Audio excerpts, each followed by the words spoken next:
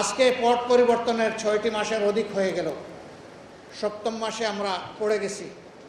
এখন পর্যন্ত কেন তাকে বন্দি হালতে থাকতে হবে? বঙ্গভবনে 5 তারিখ সুনির্দিষ্টভাবে 2-1 জনের কথা বলেছিলাম আমরা, এবং নির্বিশেষে সমস্ত মুসলিমদেরকে মুক্তি দেওয়ার কথা বলেছিলাম।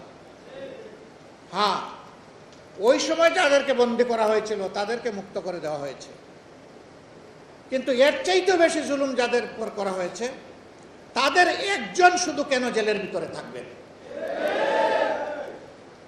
মনের এই কষ্ট থেকে আমি বলেছি যে আমার এখন আর বাইরে থাকার কোনো সার্থকতা নেই। আমি নিজেও এখন এর প্রতিবাদে জেলে যেতে চাই।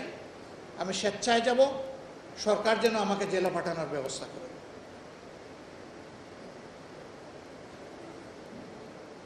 সম্মানিত বন্ধুগণ, আমার ভাইয়েরা বলেছে আপনাকে আমরা একা ছাড়ব না, আমরা আপনাকে লাখো কর্মী আপনাকে সঙ্গ দেব। আমি আমার ভাইদের কাছে কৃতজ্ঞ, কিন্তু আমি বলতে চাই লাখও লাগবে না, আমি একাই যাব ইনশাআল্লাহ। কারণ এই জমিনকে ঠিক করার জন্য আমার সহকর্মীদেরকে বাইরে থাকতে হবে। সবাই ভিতরে গেলে এই জমিনের জঞ্জাল পরিষ্কার করবে কে? আমার সহকর্মীরা থাকুক, জঞ্জাল পরিষ্কার করুক, আর আমি মুসলিমের প্রতীক হিসাবে, প্রতিবাদ হিসাবে আমি জেলে চলে যাই।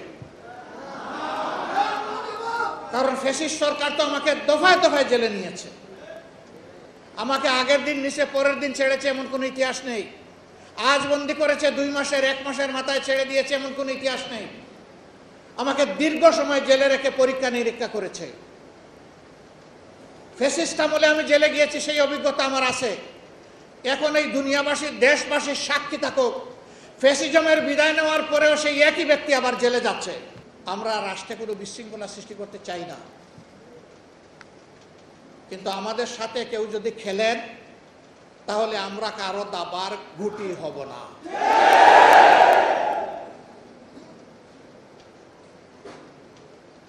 কেউ আমাদের সাথে খেলবেন এটা আমরা পছন্দ করি না। শুধু আমাদের সাথে না, এদেশের একজন নাগরিকের সাথেও যেন কেউ খেলাধুলা না করে। আমরা ফ্যাসিস্ট আমলে একটা কথা বারবার শুনতাম, খেলা হবে। ওই খেলা আর দেখতে চাই না। জাতির ভাগ্য নিয়ে যারা খেলা করে এরা একটা দেশের দায়িত্বশীল নাগরিক হতে পারে না, এরা দুষ্টা। বাংলাদেশ ফ্যাসিবাদীদেরকে তাড়িয়েছে, কিন্তু আমরা ফ্যাসিবাদের জ্বালা থেকে এখনো মুক্ত হতে পারি নাই। যে সমস্ত অপকর্ম করত ফ্যাসিবাদীরা, সেই অপকর্ম যদি আমিও করি তাইলে আমিও একজন ফ্যাসিবাদী। আমরা বারবার অনুরোধ করে বলেছি, দয়া করে শহীদদের রক্তের প্রতি সম্মান দেখান, দয়া করে আহত পঙ্গু ভাই বোনদের প্রতি সম্মান দেখান। তাদের রক্তকে, জীবনকে, তাদের ইজ্জতকে, তাদের আবেগকে, তাদের ত্যাগকে মেহেরবানি করে অপমানিত করবেন না। কিন্তু আমরা দেখছি কতিপয় কাজ এখনো বন্ধ হচ্ছে না। আমরা দেশবাসীকে আহ্বান জানাবো, আমরা বারবার আহ্বান জানিয়ে যাচ্ছি, কিন্তু এই আহ্বান আমরা কিয়ামত পর্যন্ত জানাবো না। কারণ এই জুলুমটা সারা জাতির উপর হচ্ছে। ঘাটে ঘাটে যে চাঁদাবাজি হয়, এর কারণে প্রত্যেকটা দ্রব্যের মূল্য বহুগুণ বেড়ে যায়। এর চাপ এদেশের একজন শ্রমজীবী মানুষের উপর পড়ে, এমনকি রাস্তার আমার একটা ভিক্ষুক ভাই কিংবা বোনের উপরেও পড়ে।